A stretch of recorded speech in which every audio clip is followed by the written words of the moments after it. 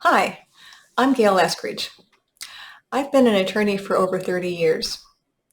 Until recently, I had a hybrid practice. I represented my own clients in litigation in the areas of employment, business, and real estate law, and I also worked as an arbitrator and mediator in those same areas.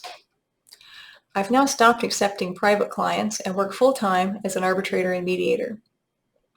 I have offices in both Southern and Northern California, in Los Angeles County and Sacramento County, and I travel all over California all the time, and sometimes even to other states, arbitrating and mediating cases. If you're a party rather than an attorney, you may be wondering what the difference is between arbitration and mediation. The words sound sort of similar. While they're both alternatives to court litigation, arbitration and mediation are very different from each other.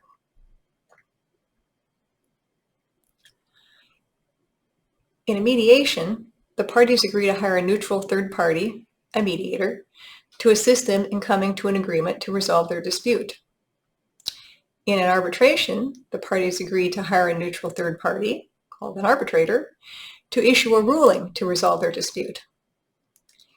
The overall goal of both mediation and arbitration is to resolve the dispute efficiently and economically so the parties can get back to living their lives and running their businesses, rather than spending time and energy thinking and worrying about something which happened in the past.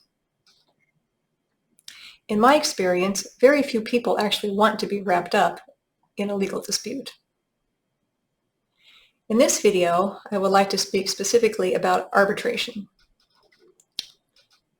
An arbitrator does basically the same thing a judge does in court: sets the case schedule, rules on issues as they arise, presides over the final hearing, and issues an award which can be enforced against the losing party. There are, however, some ways in which arbitration is different from court litigation. For one thing, you don't have to go to the courthouse. Arbitration hearings are generally conducted in conference rooms. The location of the conference room can be wherever the parties agree, so it can be conveniently located for the attorneys, parties, and witnesses, more so than a courthouse might be. Arbitration is private, so there's no audience. There's also no jury, which makes it much less nerve-wracking to testify. The arbitrator decides not only the legal issues, as a judge would, but also decides the issues of fact. An arbitration doesn't take nearly as many days as a court trial. In most courtrooms, the judge has a morning calendar which has to be handled before trial can start. This can mean you don't start until after 10 a.m. each day of your trial. Then there's an hour-and-a-half lunch break, and then there's an afternoon break. And then you have to stop about 4 o'clock so the courtroom staff can get the courtroom closed down. In arbitration, you can start as early and go as late as the parties and the arbitrator agree. I don't know how flexible other arbitrators are, but I'll generally start literally as early as the parties want, and I'll go as late as the parties want. Or schedule, to take a break in the afternoon and resume in the evening, if that's what you need to do to accommodate witnesses. In arbitration, you don't have to take an hour-and-a-half lunch break, but if everybody wants to, of course you can. Also, if you are having a court trial, you'll be given a trial date, but the trial won't really start on that date, which I know seems odd. Instead, when you get to the date that is called your trial date, your case will trail after other cases which are ahead of it. So you may be trailing, for weeks or months. One time I had a case that actually trailed for a year. So it's unpredictable.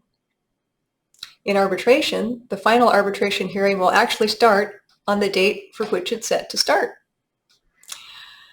In arbitration, it may be easier to get your witnesses to testify because you can have the arbitration hearing in a location which is more convenient for witnesses than a courthouse would be. Also, it's possible for witnesses to testify via Zoom or other video conference method. In fact, entire arbitrations can be done via Zoom if the parties and attorneys all agree. I've done arbitrations completely via Zoom and found it worked out quite well. After the arbitration hearing is complete, the arbitrator will submit the award, and that can be enforced basically the same as a judgment can be. One other difference in arbitration compared to court litigation is that there is generally no appeal in arbitration. This allows for faster finality for the parties, so you don't get trapped in litigation for what could literally be years. One thing that's the same as that's the same in arbitration as it is in court trials, is that the same substantive law applies. Usually this means the law of the state of California or federal law. Therefore, although the procedures are different, the actual substantive law which applies is the same. You may be wondering what you as a party should do to prepare for an arbitration and how you should conduct yourself during the arbitration.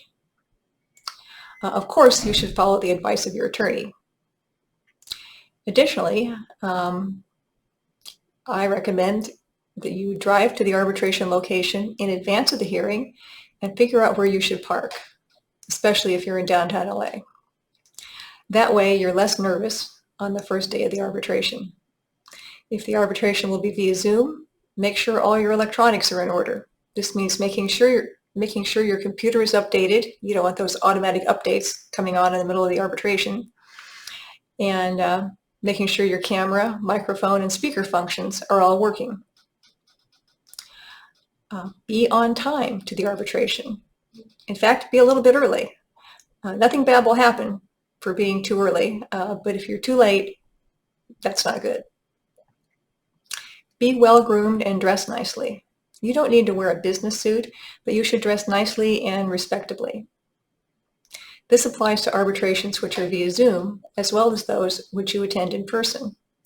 In fact, maybe I should emphasize it more for Zoom arbitrations because in my experience, that's where some parties don't dress as well as maybe they should. Find out in advance whether you should bring your lunch with you. You may be thinking, well, that's the least of my concerns. Well, it won't be when you get in the middle of the afternoon if you haven't had lunch. Depending on where you're having the arbitration, lunch may be served. There may be a lot of beverages and snacks available. There may be only beverages. There may be only coffee and water. There may be only water. There may be nothing.